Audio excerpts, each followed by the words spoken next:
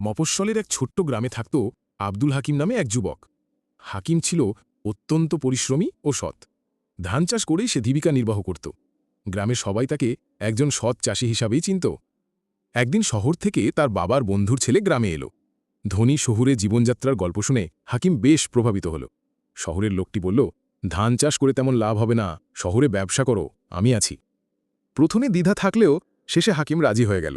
কিন্তু উত্তেজনা এসে ভুলে গেল তার বাবার শেখানো কথা, যে কোনো কাজের আগে সবসময় আল্লাহর ইচ্ছা স্মরণ করো আর বলো ইনশাআল্লাহ। হাকিম শহরে গিয়ে ব্যবসায় নামল, বড় অর্ডার নিল, স্বপ্নও বড় করল। কিন্তু হঠাৎই সব পরিকল্পনা ভেস্তে গেল। মালামাল দেরিতে পৌঁছল, ব্যবসায় লোকসান শুরু হলো, আর অল্প সময়েই পুরো উদ্যোগ ব্যর্থ হয়ে গেল। হাকিমের মন ভেঙে গেল। তখনই মনে পড়ল বাবার উপদেশ, ইনশাল্লাহ ছাড়া কোনো কাজ সফল হয় না।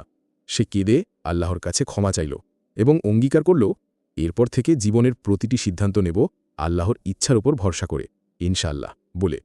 গ্রামে ফিরে হাকিম আবার ধান চাষ শুরু করল। প্রতিটি কাজে সে বলল ইনশাআল্লাহ। অল্প দিনের মধ্যেই তার কাজে আল্লাহর বরকত নেমে এলো। ধান চাষে সফল হল, সামাজিক কাজেও এগিয়ে গেল এবং সে বুঝল সত্যিকারের সাফল্য আল্লাহর ইচ্ছার মধ্যেই লুকিয়ে আছে।